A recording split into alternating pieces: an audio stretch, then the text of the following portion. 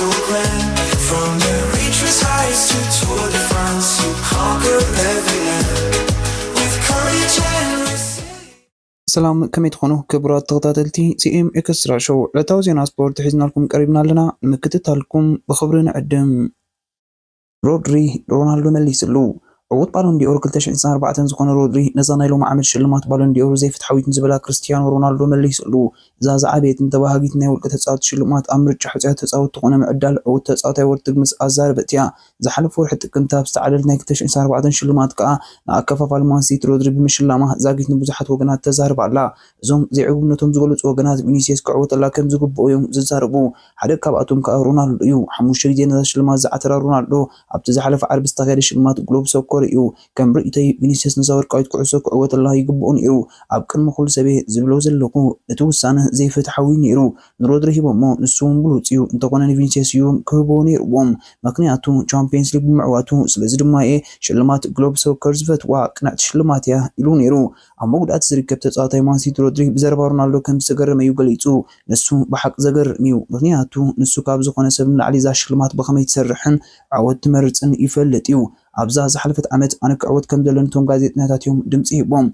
نالباتهم نسوك عوتهم كله زين موت جازيت نهاتي خنو شعود ما مستسامع أني رز بالقمة هالني له لزقين بترودري دحر كلتش 10 شومون تنفل ما جينا زاشر ما زعت راك فالو خوينيو دحر لو كامودريج دحر صار 4 عمت استعوت الله أنا مجمع إسبانيا ويو دحر لويس سواريز سمونا يش عنشات ميسان عود دحر يا مانشستر يونايتد كله كلتش شومون استعوت الله كريستيانو رونالدو نايف لما تصاطي بريمير ليج عود زاشر لماتيو رودري زحلف عمت ورح مسكر ما بيونايتد بركوسر زقات موكبين مقدعتي نزوت خسرو تقصيبو له دحن من محياشير بمهلاو كا يقلت انت كانت اوغن نبر عبلالنت كتفن بترغاغم كتسعرن بكراتو زعبي صلوالو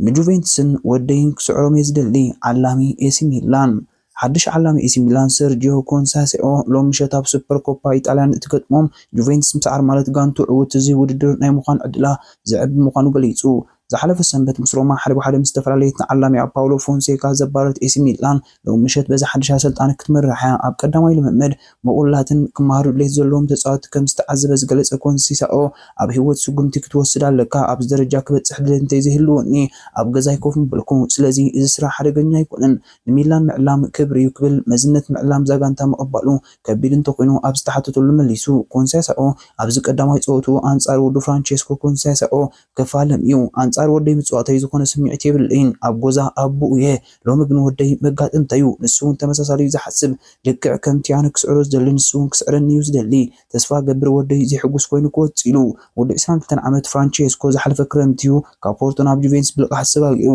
زاغانتا نعمت سبورت كلتش إنسان حمشان كلتش إنسان شبشان أب تشامبيونز ليج زقت وادرج حيزان تودي أخاب 30 مليون دولار بقام كتفرمو تسمامي عنين زحلفو أوتياب سري عن كوبايت على قدامي تكاليتم كوين زازما 4 كلوبات حيزون أب سعود عرب كتماريا زكايا زول سبورت كوبايت عليها تمالي مشيت غازيت تابعت متن كلا فرق فت سامين إنتر ميلان أتلانتا الرخيبون إيرو دحرز نايلومي كالايت أوتاخا نايفت سامي قدم سون شبشت ري ككايديو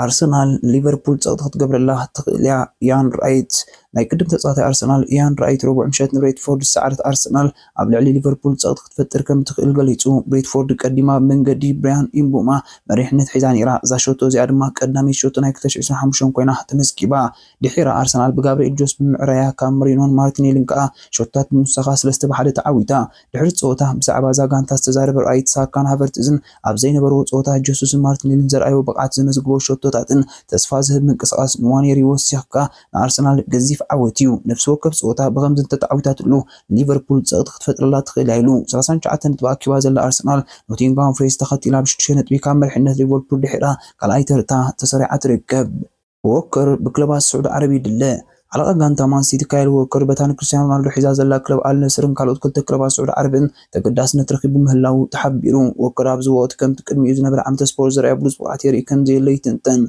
زغور ساس 4 عام تخلق علي كابتوم زعبي تصاوت زاكانتا بمقانو خا مصايون تصور كم زي ليزمت مسرت غازيطا زسان تصاوت كاب اوروبا مغولات زركب كلبات السعود العرب زخونا النصر الاهلن الاتحادن تخوينولن ابزور حزن تزي كوينو خا اب كرامات كفر مودلي تحدرنا وا مانسيت اون زعق حتون تقريب ጉላ ኣንጻር መስርሕ ምስጋሩ ደው ከተብል ትጽቢት ኣይግበረላን ብሰሩ መጉዳእቲ ዓይነታውያን ተጻወቱ ጎዲሎም ኣብ ምህላዎም ግን እዚ መስርሕ ካብ ኣብዚ ወርሒ እዚ ኣብ ክራማት ክሳለጥ ዝለዓለ ተኽእሎ ኣለዎ እዚ ፈጣን ናይ ክፍሊ ተኸላኻሊ ካብ ዝሓለፉ ክልተ ወቕታት ጀሚሩ እዩ ስሙ ምስ ገለ ክለባት ስእሊ ስዑድ ዓረብ ተኣሳሲሩ ክለዓል ጸኒሑ ብፍጹም ኣይከይድን ኣይበልኩን ስለምንታይ ናብኡ ይኸዱ ከም ዘለዉ ዝኽፈልዎ ገንዘብ ኩሉ ነገራት ዓብዪ ምኽንያት እዩ ሮናልዶ ንኹሉ ሰብ መገዲ ከፊትሉ ኣሎ ክብል ክኸይድ ከም ዝኽእል ዝሓለፈ ዓመት ወርሒ መጋቢት ኣእንፊቱ ነይሩ ውዕል ናይዚ እንግሊዛዊ ኣብ ክራማት 2026 እዩ ዘብቅዕ ናይ ዝሓለፉ 4 ዓመት ስፖርት ቻምፒዮን ፕሪምየር ሊግ ዝኾነት ማን ሲቲ ጽባሕ ቅዳማ ሜዳኣ ንዌስትሃም ክትዕድም እያ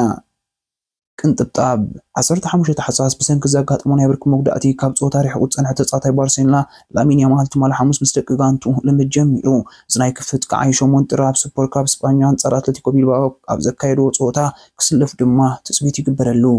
ዓላም ሪያል ማድሪድ ካርሎ አንቸሎቲ ንሓደ ዓመት ሙሉ ካብ ፆታ ሪሕቁን ዝፀንሐ ተጻዋታይ ዳቪድ አለባ 20 ጥርን ዘከረው ፆታ ድሉ ከም ዘሎ ሓቢሩ እዚ ኦስትሪያዊ ወሳኒ ተኸላኻሊ ኣብ ታሕሳስ 2023 ከቢድ መጉዳእቲ ምስ ገጥሞ ዛጊት ናብ ፆታ ክምለስ ኣይከኣለን ዘሎ ዝሓለፈ ወርሒ ምስ ጋንቱ ልምድሕር ምግባሩ ድማ ድሕሪ ልዕሊ ሓደ ዓመት ንፆታ ድሉ ይርከብ ቶማስ ቱሄል ኣብ ፆታ ሊግ እንግሊዝ ክዕደም እዩ ጀርመናዊ ስልጣኒ ቶማስ ቱቸል ኣሰልጣኒ ጋሬት ሳውዝጌት ምትካእ ኣሰልጣኒ ሃገራዊት ጋንታ እንግሊዝ ኮይኑ ከም ዝተሸመ ይፍለጥ ኣሰልጣኒ ቶማስ ቱል ቅድሚ 2 መዓልቲ ናይ ሰስተ ኣናባስ ሃገራዊት ጋንታ እንግሊዝ ናይ ኣሰልጣኒ ስራሕ ብውግዒ ከም ዝጀመረ ዘ ኣትሌቲክ ኣብ ጽሑፋታ ገሊጹ ቶማስ ቱቸል ጽባሕ ሓምናይ ምሳሕ ሰዓት መጀመርያ ግዜ ብስታዲየም ተረኺቡ ፆታ ቶተንሃም አንጻር ኒውካስል ዩናይትድ ንኽዕዘብ ኣብቲ ስታዲየም ከም ዝርከብ ተገሊጹ ኣሰልጣኒ ቶማስ ቱቸል ኣብቲ ፆታ ንእንግሊዛውያን ጄምስ ማዲሰን ዶሚኒክ ሶላንከን አንቶኒ ጎርደንን ሉዊስ ሃልን ክርኢ ዕድል ክረክብ እዩ እቶም ተጻወትቲ ንማን ዩናይትድ ብቑዓት ኣይኮኑን ጆቢ ኦቢ ሚኬል ናይጀሪያዊ ተጻዋታይ ቸልሲ ነበር ጆን ኦቢ ሚኬል ናይ ማንቸስተር ዩናይትድ ሽግር ናይ ኣሰልጣኒ ፀገም ከም ዘይኮነ ገሊጹ ወላ ደጋፊ ማንቸስተር ዩናይትድ ዘይኮን ኩነታ ጋንታ ክትሪኣ ከለኻ ግን ኩነታታ ዘፍርሕ ይብል ጆን ኦቢ ሚኬል እቲ ፀገም ግን ፈጺሙ ሰልጣኒ ይኮነን ኣሰልጣኒ ሩበን ኣመሪም ዘገርም መንእሰይ ኣሰልጣኒ እዩ እቲ ፀገም ናት ይኮነን ክብል እቲ ነበር ተጻዋታይ ደጋጊሙ ይገልጽ ናይታ ክለብ ሽግርቶም ተጻወቱ ምዃኖም ቅድሚ ሕጂ እውን ጠቒሱ ምንባሩ ገሊጹ ኣብ ልዕሊቶም ተጻወትታት ዘይሓዝን ንማንቸስተር ዩናይትድ ክጻወቱ ብቑዓት ኣይኮኑን ክብል ጆን ኦቢ ሚኬል ፀገምታ ክለብ ተጻወቱ እዮም ክብል የዘኻኽር ኣብ ዕዳጋ ንፉዕ ተጻዋታይ ተረኺብና ከነፈርም ኢና ኣርቴታ ኣሰልጣኒ ሚኬል ኣርቴታ ብጥር ናይ ዝውውር ዕዳጋታ ክለብ ክሳብ እተኸፍሎ እትኽእል ዓቕማ ብሉፅ ተጻዋታይ ከተፈርም ከም ትከኣል ገሊጹ ኣብ ዕዳጋ ዝውውር ተሳትፎና ክሳብ ሕጂ ኣይፈለጥኩን ዝብል ሚኬል ኣርቴታ ትኩረት ናቶም ዘሎና ተጻወትታ ምጥቃም ምዃኑ ገሊጹ ሚኬል ኣርቴታ ወሲኹ ኣብ ዝውውር ንፉዕ ተጻዋታይ እንተርኢና ክንከፍል እንተኽኢልና ኣብታ ጋንታ ጽልዋ ክህልዎ ኢልና እንተኣሚንና ክነፈርሞ ኢና ኢሉ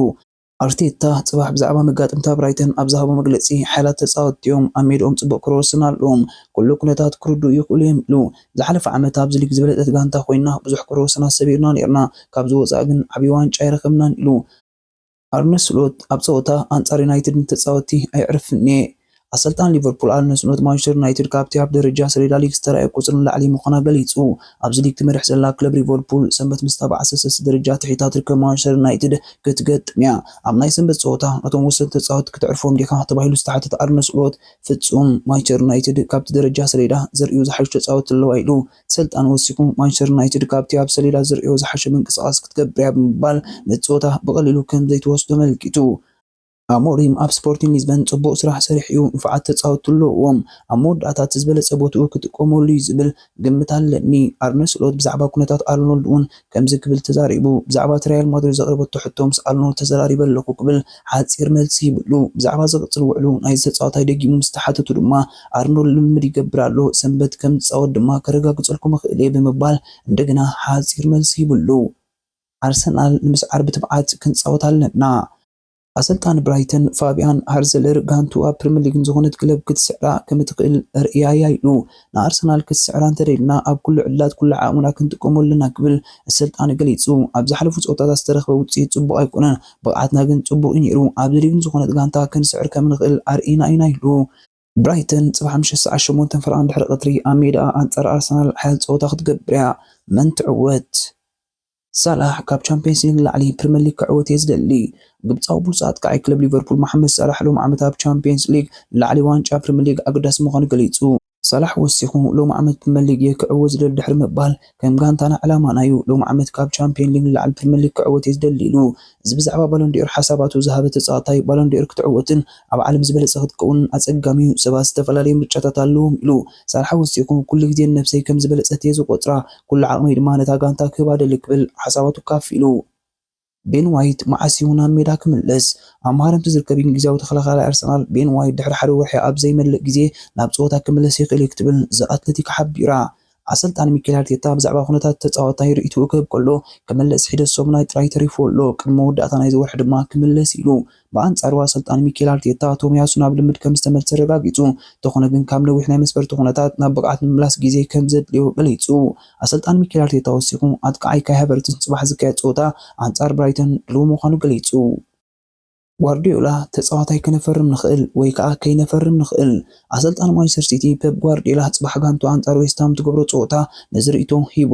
ፔፕ ጓርዲዮላ እንታይ ኢሉ ኣብ ጸወታ አንጻር ዌስትሃም ዩናይትድ ኣብ መጻኢ ንቅድሚት ዝሕግዘና ዓወት ምዝጋብ ካልእ ዕድል ክንረክብ ኢና ካብ መስፈርቲ ዝተመልሰ ሓድሽ ጸወታ የለን በታ አንጻር ሌስተር ሲቲ ዝነበረና ጋንታ ኢና ክንጻወት ናይ ተጻዋቱ ውዕል ምንዋሕ ናተይ ስራዕ ዘይኮነስ ናይ ክለብ ስራሕ እዩ ኣብ መስኮት ዝውውር ወርሒ ጥሪ ሓድሽ ጸወታይ ክነፈርም ንኽእል ከይነፈርም ንኽእል ደቃ ሱቕ ኢልና ብዘይ መደብ ተጻዋታይ ክነፈርም ኣይንደልን ኢና ኤደርሰን ናብ ናይ ጽባሕ ጸወታ ይርክብ እዩ ልምምዱ ጀሚሩ ኣሎ ናብ ሜዳ ናስ ግን ኣዝዩ ቀሪቡ ኣሎ ዝኽበርኩም ተኸታተልትና ንሕጂ ሒዝና ዝቕርብና ዕለታዊ ዜና ስፖርት እዚ ክትከታተሉ ጽናሕኩም እዩ ኣብ ዝቐጽል ንክትታልኩም ኣይተቋርጹ ካልእ እውን ስለ ዘሎ ተና 4 ሕግታት ሼር ላይክ ኮሜንት ሳብስክራይብ ኣይትስለልውን ወድሓንኩም አንበሳ ቢበዓል ስረ አንበሳ አንበሳ ቢበዓል ስረ አንበሳ አንበሳ ቢበዓል ስረ አንበሳ